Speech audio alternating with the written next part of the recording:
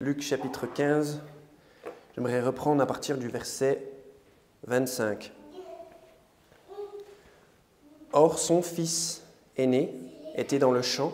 La première chose que j'aimerais que vous remarquiez, le fils aîné était dans le champ, et comme il venait et approchait de la maison, il entendit de la musique et des danses.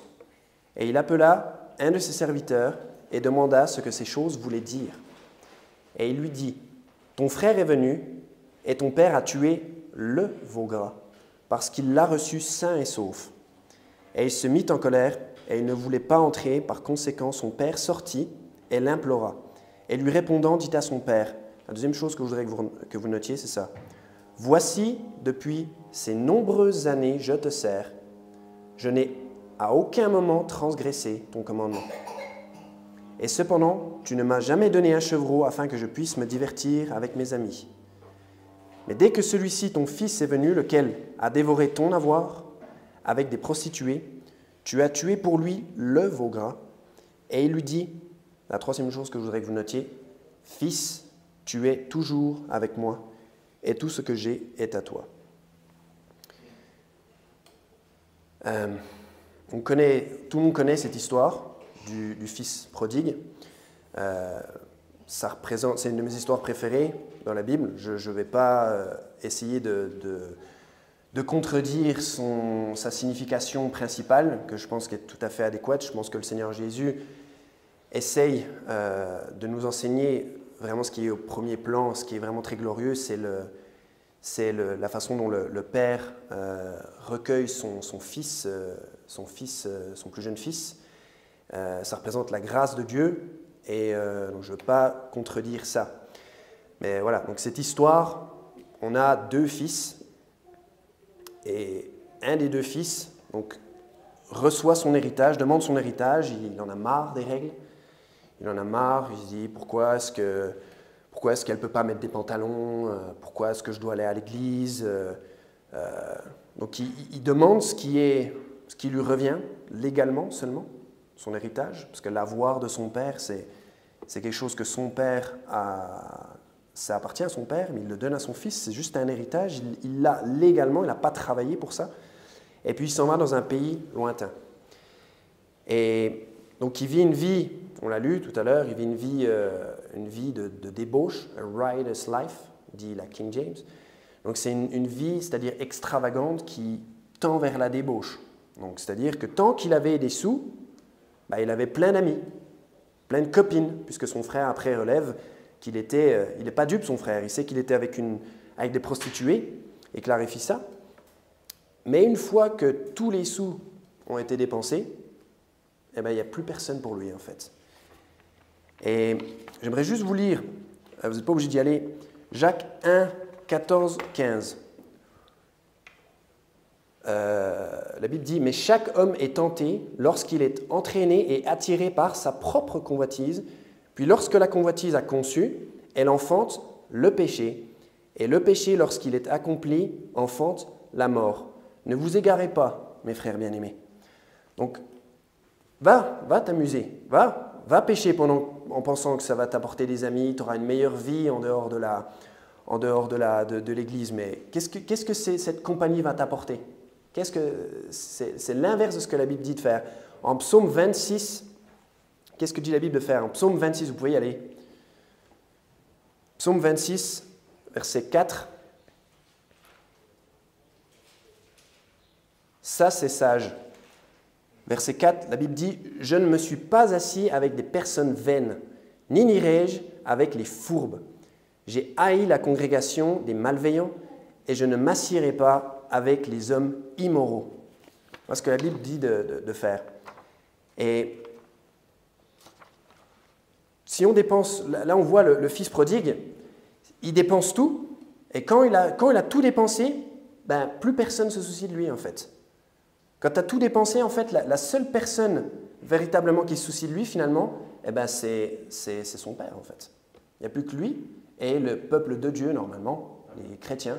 Et si vous allez dans le monde et que vous dépensez tout ce que vous avez, tant que vous avez des sous, vous serez utile au monde, puisque le monde pourra extirper quelque chose de vous, il pourra gagner quelque chose grâce à vous, vous apporterez quelque chose alors leur manigance, alors vous participerez à leur débauche, visiblement. Mais quand il n'y a plus de sous, eh ben, ils t'abandonnent comme une vieille chaussette, en fait. Donc, si tu as la chance de survivre, si tu as la chance d'y survivre, parce que notre Dieu, je le rappelle avec sérieux, notre Dieu tue. Je vous rappelle que Dieu tue. Et le fils prodigue, lui, il a été impliqué avec des prostituées, il a fait tout un tas de choses peut-être qui ne sont pas forcément toutes décrites, mais il a vécu une vie de débauche. Hein? Ce n'est pas juste une vie dissolue, c'est une vie de débauche. Et il aurait pu attraper une MST. Il aurait pu se faire casser la figure par des voyous, par des gens violents. Donc le montant que vous avez quelque chose à lui donner, il vous aime, il n'y a pas de souci. Une fois que vous êtes parti, une fois que tout est parti, vous êtes abandonné par le monde. Donc le fils prodigue, il vivait la grande vie, donc la vie extravagante, la vie dissolue, et il a gaspillé toute sa substance. Et on peut, voilà, peut-être qu'il a acheté une voiture de sport. Il s'est dit, moi je quitte la chrétienté, je vais acheter une voiture de sport, je vais me faire plaisir, je vais faire du bruit dans la rue. Et peut-être qu'il louait un appartement luxueux avec vue sur la Tour Eiffel ou quelque chose comme ça. Et peut-être qu'il avait le petit déjeuner au lit, pas besoin de bosser puisque l'argent était là, l'argent coulait. Mais comme il n'est pas très fut-fut, il a tout dépensé en fait. Et les temps sont durs, il y a une famine qui frappe le pays, comme par hasard, et il a tout dépensé, il n'a plus rien en fait. Et il lui faut un job. Il lui faut maintenant un job, parce qu'il faut manger. Donc il cherche un job. Mais son CV, il pue. Son CV est nul. Il a un CV pourri. Parce que qui veut de quelqu'un qui n'a finalement, qu'est-ce qu'il a à dire? J'ai une voiture de sport que je ne peux plus financer. J'ai un appartement dont je ne peux plus payer le loyer. Voilà, donc il n'est pas très intéressant pour un employé. Et il finit quand même par trouver un job. Lequel? Il travaille dans une porcherie. Et quel est son salaire? S'il y en a un, les cosses des porcs. Ce que les porcs mangent. Voilà. Et personne ne lui donne rien. C'est sympa, hein? Sympa comme destin. Ben, vous voyez, vous, les jeunes qui écoutent ça, allez à un concert de rock. Buvez une bière avec les autres. Vous verrez. Buvez votre petite bière. La porcherie, elle vous attend. Il y aura toujours la porcherie quand vous aurez fini. Il n'y a aucun souci, il y aura toujours une porcherie. Et vous ne serez pas le premier à y aller. Et une fois dans la porcherie,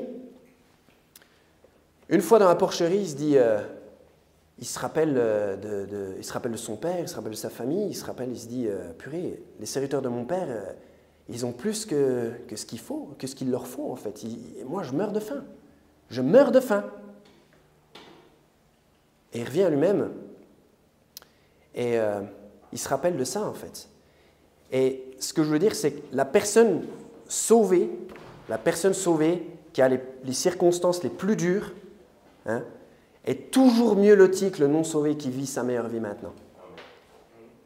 Ça paraît contradictoire, mais c'est vrai en fait. Je ne sais pas comment vous le dire, mais si vous êtes sauvé aujourd'hui, vous avez une meilleure vie que le pécheur le plus riche et qui a la meilleure vie, celui qui a une vie grandiose avec des yachts et des jet skis et des choses comme ça. Vous êtes mieux loti quand lui, il passe le meilleur moment, quand vous êtes sauvé. Vous êtes mieux loti que lui. Et quand on sait qu'on est sauvé de l'enfer, hein, parce que c'est ça qui est... Pourquoi on est là? Pourquoi on est là? Moi, si on me demande pourquoi tu viens en Suisse et tout, pourquoi tu fais toutes ces bornes, un collègue m'a demandé ça, je lui ai fait, mais il y a un enfer. Il y a un enfer. Et moi, j'en suis sauvé. Vous voyez? Et ça, c'est la plus grande joie, en fait. Et quand on sait qu'on est sauvé de l'enfer, on n'a qu'une seule envie, c'est de sauter de joie. On a envie de sauter de toute sa force. On a envie d'être comme les fans de foot qui sont, on en a déjà parlé avec Pierre, ceux qui sautent et qui sont complètement électrisés parce que quelqu'un a mis un but dans une cage. Ben moi, je suis fin fou parce que je Je suis content d'être sauvé en fait. En Romains 4, 8, David, qui a l'habitude de sauter de toute sa force, Romains 4, 8, du verset 6 au verset 8, Romains chapitre 4, alors même que David aussi décrit le bonheur de l'homme en qui Dieu impute la droiture, la justice, sans les œuvres, disant « Bénis sont ceux dont les iniquités sont pardonnées et dont les péchés sont couverts. Béni ou heureux est l'homme à qui le Seigneur n'imputera pas le péché. » Béni ou heureux, ça dépend comment on veut lire ça. Les deux mots sont véritablement interchangeables. Mais on est heureux d'être sauvé. C'est ça. Ah, vous les chrétiens, vous êtes débiles, vous êtes des imbéciles à croire à des choses qu'on ne voit pas. Bah ouais. Je suis un imbécile heureux, ouais. Je suis un imbécile heureux, je suis fin heureux, moi. Et la pire journée que je passe à servir Dieu, que je passe pour Dieu, c'est mieux que la meilleure journée que je pourrais passer à servir le diable. Donc le fils prodigue, peut-être il se rappelle de ces choses, ou peut-être il se reprend tout doucement, et il se dit, les employés de mon père, eux, ils sont bien, ils manquent de rien du tout. Ils sont fin bien, ils travaillent pour mon père.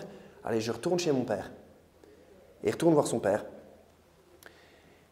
Et le père, qui s'attendait à son retour, c'est la partie la plus poignante de l'histoire, il le voit arriver, parce qu'il l'attendait en fait, et il le voit arriver de loin en fait, il lui manquait beaucoup, et il se précipite à sa rencontre, c'est fabuleux, et il va à sa rencontre, il le prend, il lui fait un câlin, il prend un anneau, et il le met sur sa main.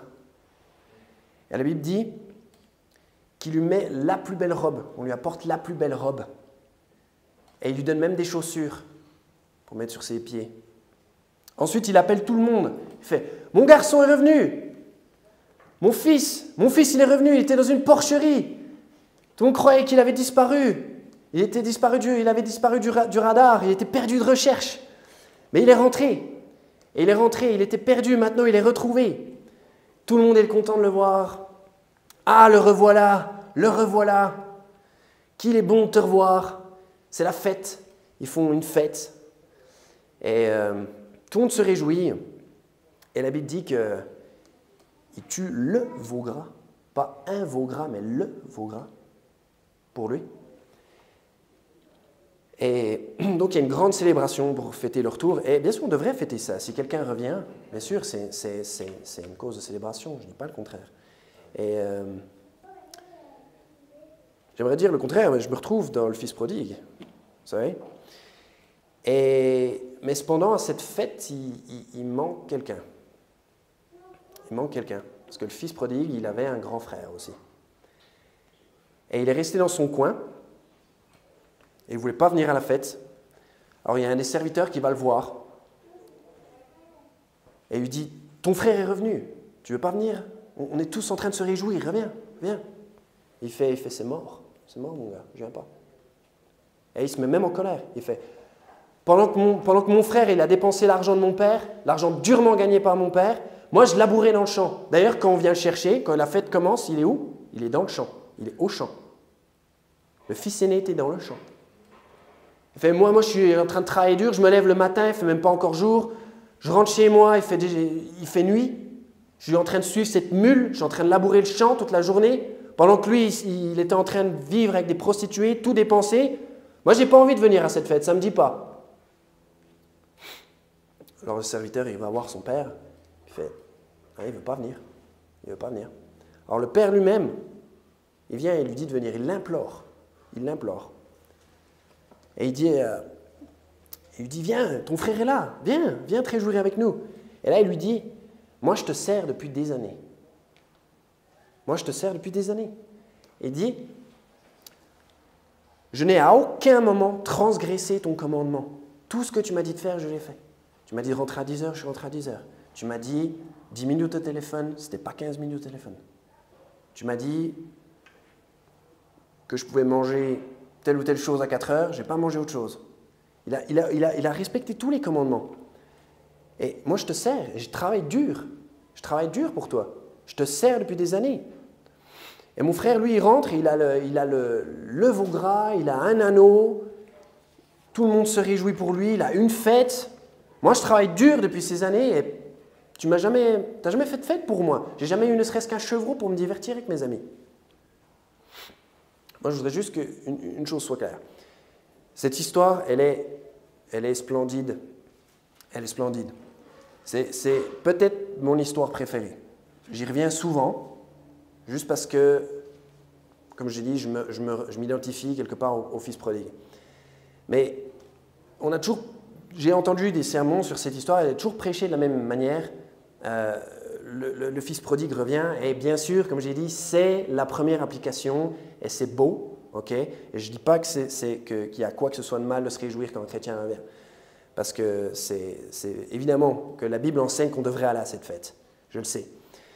Et on prêche toujours de la même manière. Le retour du fils prodigue est le méchant grand frère, qui lui est amer, qui lui ne veut pas se réjouir. Et on omet tout ce qui dit, tout ce que la Bible dit.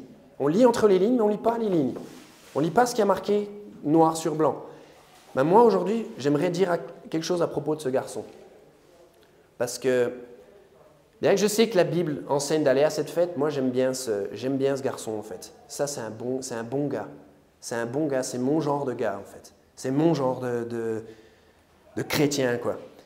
Et je soumettrais même qu'il est le genre de garçon, en tout cas sur le papier, que la Bible enseigne d'être.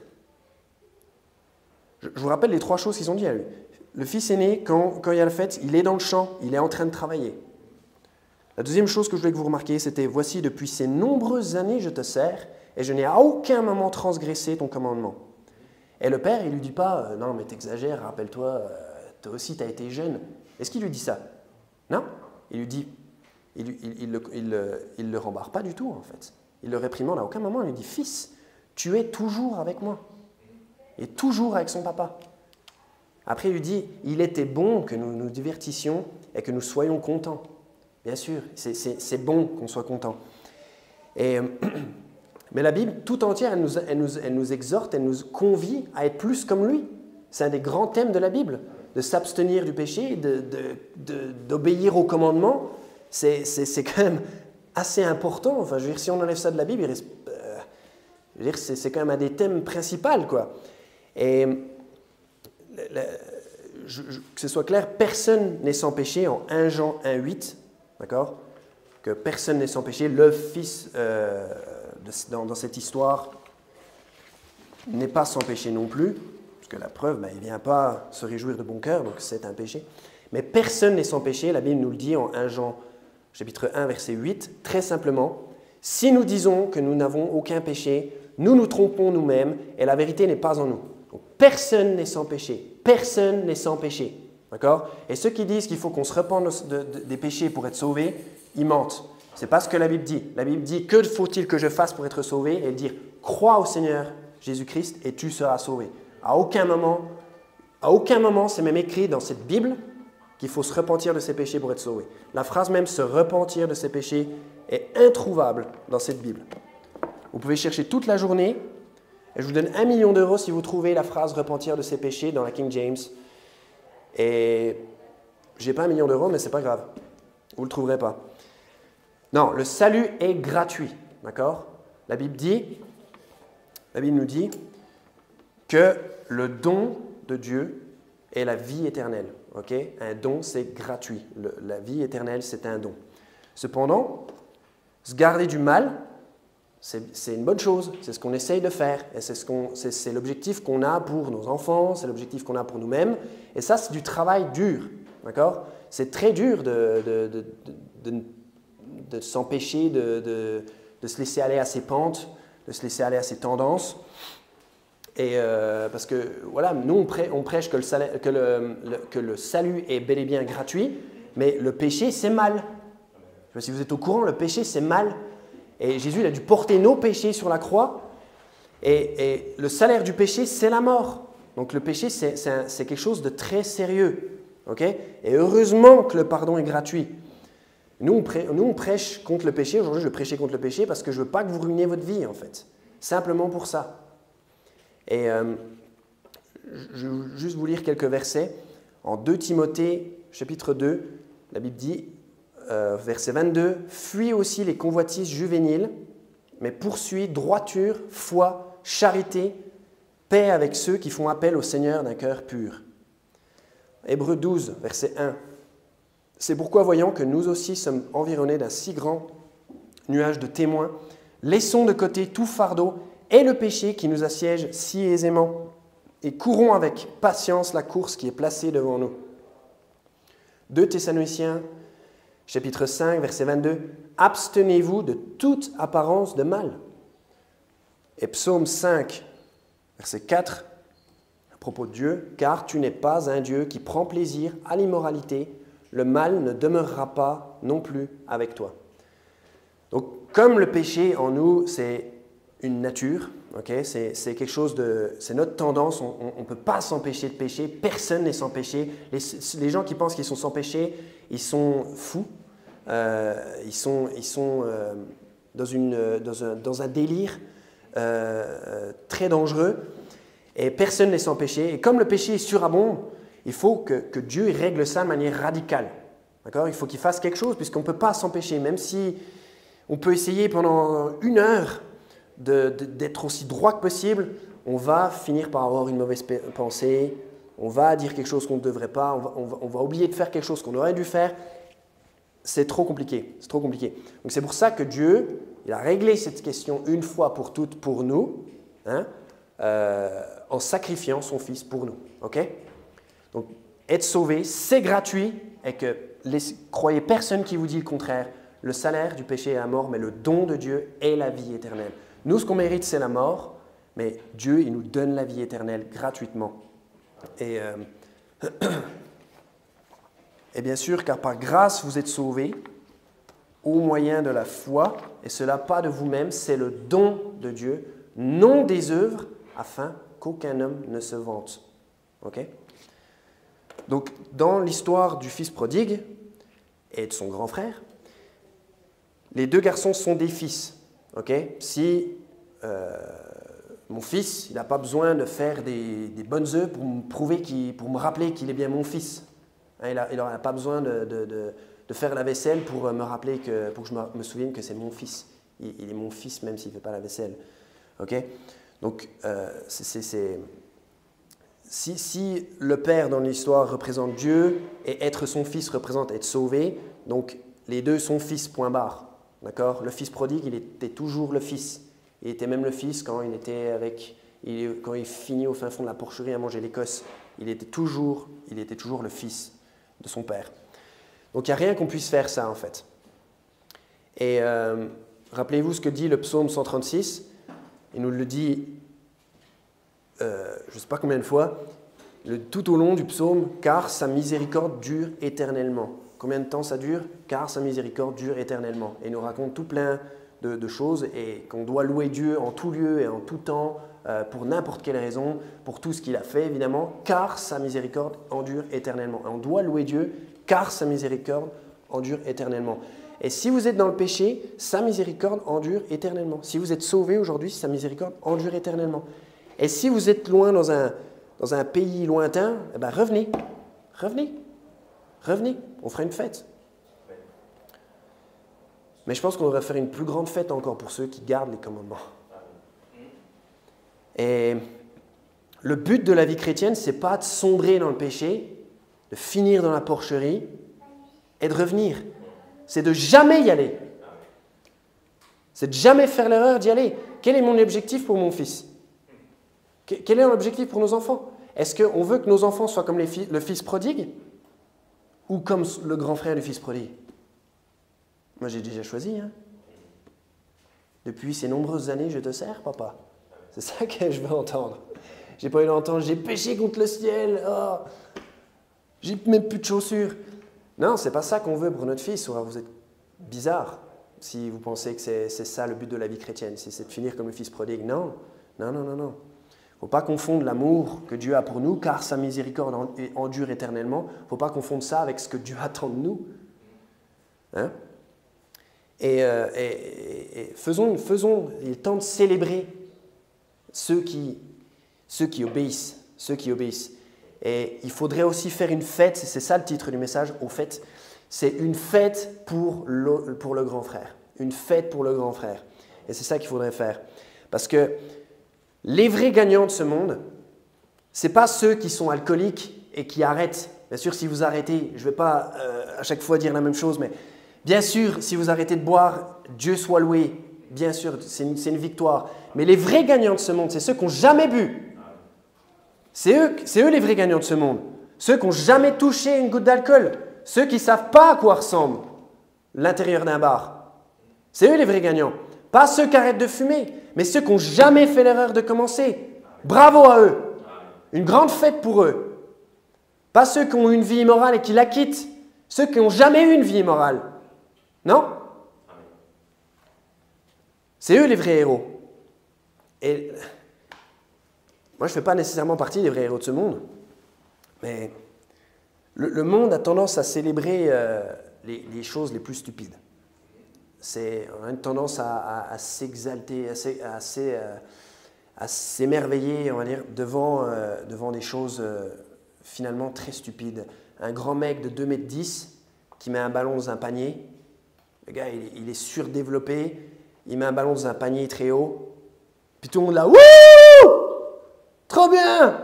Wow! Comme les fans de foot, quoi. Quelqu'un met un ballon dans une cage et il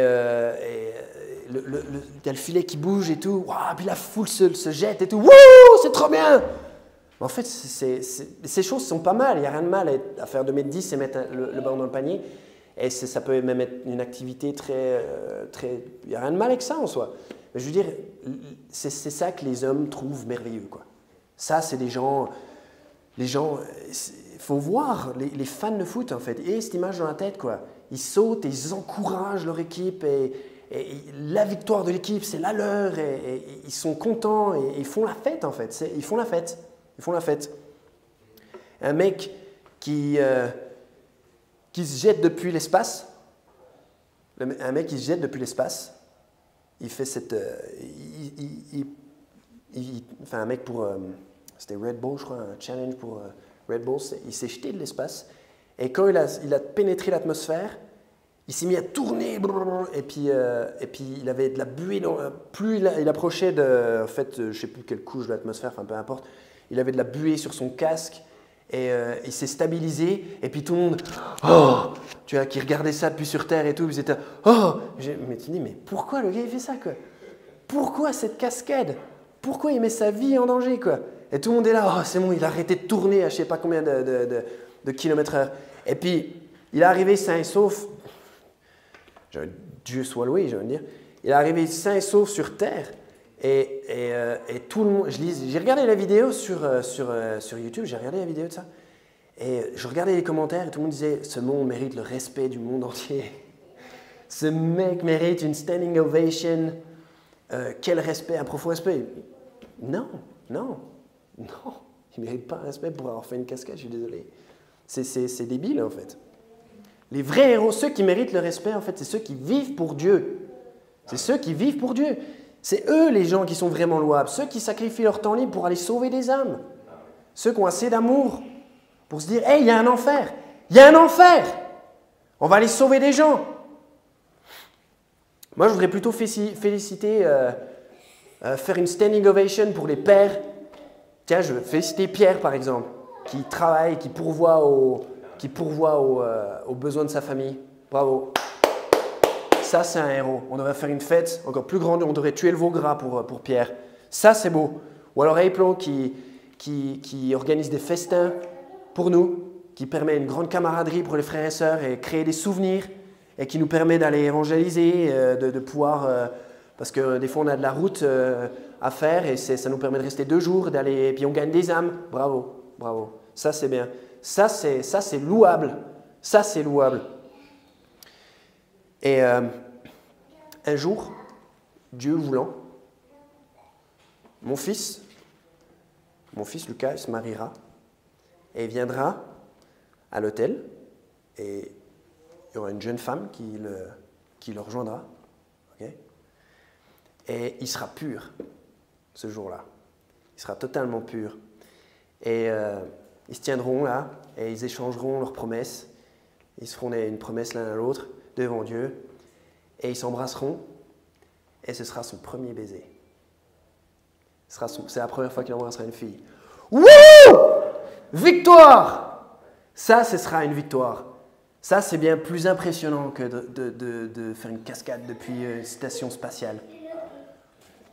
Voilà. Et il est temps d'organiser un feu d'artifice pour ceux qui obéissent.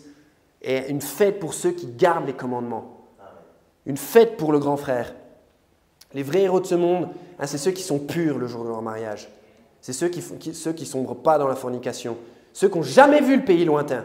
Ceux qui disent au diable, tu sais quoi, tes pays lointains, garde-les, moi je reste avec mon père. Ça, c'est le but du chrétien. Et si vous êtes dans ce cas-là, moi le grand frère, il me fait penser à Pasteur Anderson ou quelqu'un comme ça en fait. Quelqu'un qui a grandi dans dont le témoignage c'est quoi? C'est j'ai été sauvé à 5 ans. Et je suis toujours resté dans la vie chrétienne. Voilà. Ça, c'est une vie géniale. Ça, c'est un grand accomplissement. C'est un exploit. C'est un exploit. Et nous, c'est la vision qu'on a pour nos jeunes ici. Hein, les jeunes. Soyez comme le grand frère. Soyez comme le grand frère du fils prodigue. Et quelque part, c'est normal de ne pas avoir envie d'aller à la fête. Quelque part, c'est normal quand on travaille dur, qu'on suit la mule toute la journée. C'est très dur. Et puis, on n'a jamais eu sa fête. Mais restez dans la course, en fait. Restez bien dans la course. Restez bien dans la course. Parce que votre héritage, lui, il est intact, en fait. C'est ça le truc. Peut-être, lui, il a tout dépensé. Il a sa fête. Maintenant, il a son Vaugras, mais c'est tout. Après, demain, c'est Auchan. Et puis, il n'y aura plus de fête. Maintenant, c'est Auchan, c'est fini la fête. Puis pensez, peut-être, le grand frère, peut-être, il se dit, le soir, après une dure journée, oh purée, j'en peux plus. Une journée, le gars, il a fait. Il n'en peut plus, il est dans son lit, il se dit, mais c'est de la folie, quoi. Imaginez comme c'est dur. Quelqu'un qui n'a pas travaillé depuis des années, qui se remet au travail. Parce que travailler pour le père, c'est dur. Hein. C'est dans le champ, avec la mule, et c'est du matin au soir. Et on le sert pendant des années. Hein. C'est un CDI. Et vivre la vie chrétienne, c'est dur. C'est dur, mais c'est la meilleure vie. C'est la meilleure vie, en fait. C'est la meilleure vie. Et on est toujours en train de montrer le doigt le grand frère, mais moi, aujourd'hui, j'aimerais le mettre à l'honneur, quoi. Lui dire, le méchant grand frère, il dit, et il fait, c'est l'exemple parfait de ce que la Bible veut qu'on soit, sur le papier, en termes de comportement envers le Père, en termes de service. Et lui, il est resté avec son Père. Voilà. Et voilà, je ne vais pas vous rappeler ce que la Bible dit éternellement, mais il a fait tout ce que son père lui dit de faire. Et son père lui dit, fils, tu es toujours avec moi. Est-ce que vous êtes toujours avec votre père? Et quand on se souille avec le péché, ça laisse une trace en fait. Vous pensez que le grand frère, après toute cette vie de débauche, il est là, maintenant il sert Dieu, mais il a connu des choses peut-être qu'il ne peut pas oublier. Peut-être des traumatismes, d'avoir mangé des cosses, peut-être bien pire que ça, d'être avec les pourceaux.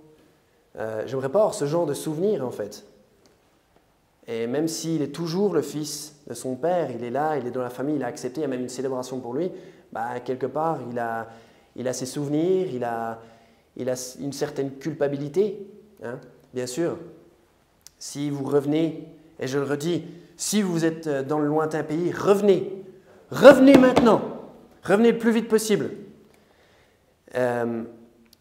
Mais il y a des histoires phénoménales. Hein. Je veux dire, même nous, ici, on est des chrétiens, nous sommes convertis tardivement. Hein. On n'est pas forcément des grands exemples. Mais on veut mieux pour nos jeunes. On veut mieux pour nos jeunes. On veut quelque chose qui ressemble plus aux frères aînés. Et bien sûr, c'est bien si quelqu'un passe d'une vie immorale à être derrière, par exemple, le pupitre et à gagner des gens au Christ. Si vous êtes dans une vie immorale, si vous êtes dans un pays lointain, c'est pas trop tard pour revenir. Faites attention parce que maintenant, c'est pas trop tard. Tout de suite, maintenant. Mais peut-être demain, ce sera trop tard. Peut-être vous allez rester trop longtemps et peut-être Dieu va vous tuer. Je regrette de le dire, mais peut-être que Dieu ne va pas vous épargner en fait. Donc revenez vite, revenez maintenant pendant qu'il est temps. Revenez maintenant pendant qu'il est temps. Et ce n'est pas trop tard pour servir Dieu. Sa miséricorde endure éternellement. Si tout ce que vous faites est de toute façon couvert par le sang du Christ, tout est dessous. Tout est dessous, même ce que vous ferez demain, tout ce que vous faites. Donc revenez en fait maintenant. Et voilà, vous pouvez être un grand homme de Dieu, même si vous avez sombré, vous avez fait une sorte de naufrage. Vous pouvez devenir quand même un grand homme de Dieu. Il y a un futur pour vous, quoi. Mais aujourd'hui, j'aimerais dire bravo au grand frère, quand même pour son service fidèle. Et voilà. Choisissez aujourd'hui qui vous voulez servir. Est-ce que vous voulez servir le diable? Est-ce que vous voulez servir le Père? Est-ce que vous voulez servir Dieu? Il faut choisir aujourd'hui. Voilà. Et voilà, c'est tout ce que j'avais à dire. On va prier. Père éternel, merci pour ta miséricorde qui endure éternellement. Seigneur, merci pour cette histoire merveilleuse du Fils prodigue. Merci pour ta compassion pour lui, Seigneur. Merci de l'avoir recueilli. Merci de nous recueillir quand on s'égare. Et s'il te plaît, Seigneur, aide-nous à élever des enfants qui n'iront jamais visiter les pays lointains. Seigneur, les enfants qui resteront purs et qui resteront droits devant toi, Seigneur. Aide-nous à... Et si quelqu'un est dans un pays lointain qui écoute ce message, Seigneur, je te prie pour qu'il revienne, Seigneur, et qu'il revienne sain et sauf, qu'on puisse le recueillir et qu'il se souvienne qu'il n'y a que le peuple de Dieu qui se souciera de lui quand il n'aura plus rien, quand il aura tout dépensé. Et je te prie que tu bénisses le reste de cette journée, l'évangélisation de tout à l'heure. Dans le nom de Jésus, Amen.